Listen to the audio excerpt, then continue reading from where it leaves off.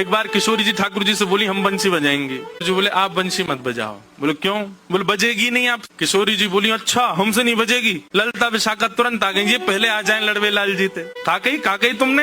बोले मैं यूं कह रहा हूँ कि हमारी श्यामाजू बंसी ना बजा पाएंगी। अच्छा हमारी लाडली जू जब चले ना तो उनके पामन की नूपुर उनकी ध्वनि पे राग रागनी वारे वारे जामे, और तुम यूं कह रहे हो हमारी लाडली जी बंसी ना बजा पाएंगी।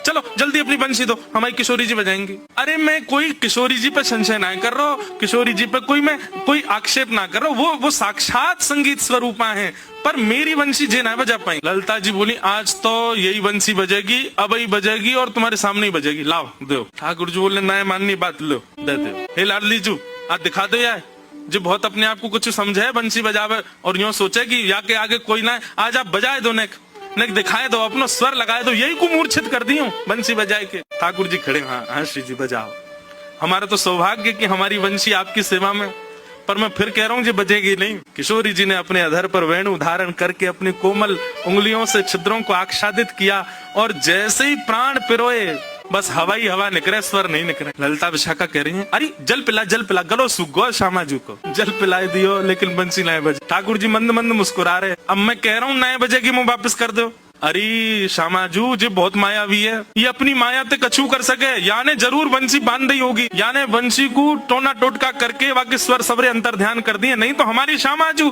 कोई स्वर को, कोई संगीत के वाद्य को स्पर्श कर दे, अरे स्पर्श मात्र से बजन लगे, ये बंसी क्यों ना बज रही है। ठाकुर जी बोले पहले बंसी वापस करो फिर बताऊंगा। किशोरी जी ने बंसी वापस करी।